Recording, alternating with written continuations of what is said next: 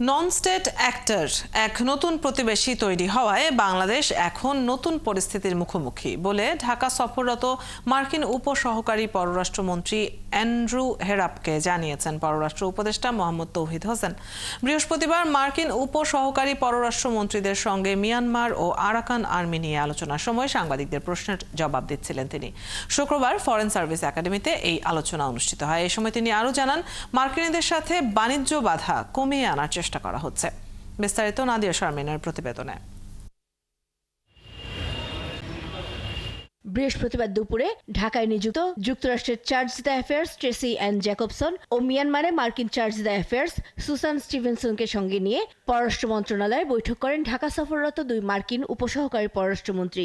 এর মধ্যে যুক্তরাষ্ট্রের দক্ষিণ ও মধ্য এশিয়া বিষয়ক ব্যুরোর উপসহকারী পররাষ্ট্র সচিব নিকোল অ্যাঞ্চুলিক মূলত এসেছিলেন বাংলাদেশের সংস্কার ও নির্বাচন নিয়ে আলোচনার জন্য। সানবিট সব দিবে সামাল। সানবিট ম্যাজিক প্রেস ডিশওয়াশিং এর মাথা ঘোরানো সলিউশন। এই আলোচনার বিষয়ে শুক্রবার ফরেন সার্ভিস একাডেমির অনুষ্ঠান শেষে পররাষ্ট্র উপদেষ্টাকে প্রশ্ন করেন সাংবাদিকরা। উপদেষ্টা জানান, বাংলাদেশি পণ্যের উপর মার্কিন পারস্পরিক শুল্ক আরোপের বিষয়টি নিয়ে আলোচনা হয়েছে নিকোলের সঙ্গে। ট্যারিফের প্রসঙ্গ উঠেছে এবং আমরা বলেছি যে আমরা তো চেষ্টা করছি তোমাদের বাণিজ্য বাধা কমিয়ে আনতে, এবং আমি আরেকটা পয়েন্ট উল্লেখ করেছি যে আসলে তো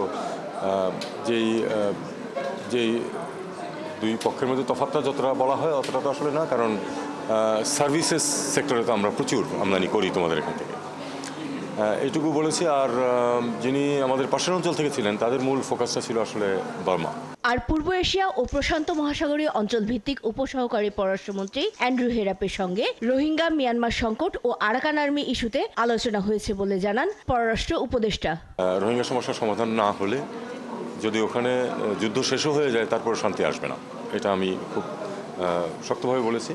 এবং বলেছি যে এখন আমরা একটা নতুন বাস্তবতায় আছি।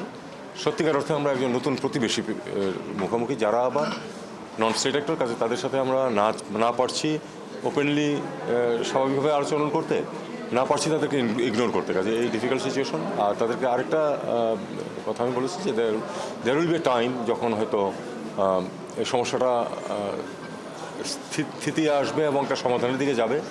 তখন আমাদের যে বন্ধুরাষ্ট্র আছে এবং শক্তিশালী রাষ্ট্র যারা আছে, তারা চাপ সৃষ্টি করতে হবে ওখানে যে নতুন ডিসপেন্সেশন আসবে তাদের উপরে, যে রোহিঙ্গাদের মানবিকভাবে বিবেচনা করতে হবে এবং তাদেরকে তাদের অধিকার ফিরিয়ে দিতে হবে। এদিকে মুর্শিদাবাদে হামলা নিয়ে বাংলাদেশিদের জড়িয়ে ভারতীয় গণমাধ্যমে দেয়া সে দেশের স্বরাষ্ট্র মন্ত্রণালয়ের বক্তব্য নিয়ে প্রশ্ন করেন সাংবাদিকরা। জবাবে উপদেষ্টা জানান, বৃহস্পতিবারই বাংলাদেশ সরকার এর প্রতিবাদ জানিয়েছে। আর পাকিস্তানের পররাষ্ট্র সচিব আমনা বালুচের সাথে বৃহস্পতিবার সচিবের বক্তব্যের বাইরে আর কোনো মন্তব্য করতে রাজি হননি তিনি। পাকিস্তানের এটা ছিল অ্যাবসলিউটলি কার্সি করোনা আমার সাথে। নাদিয়া শারমিন, ৭১, ঢাকা।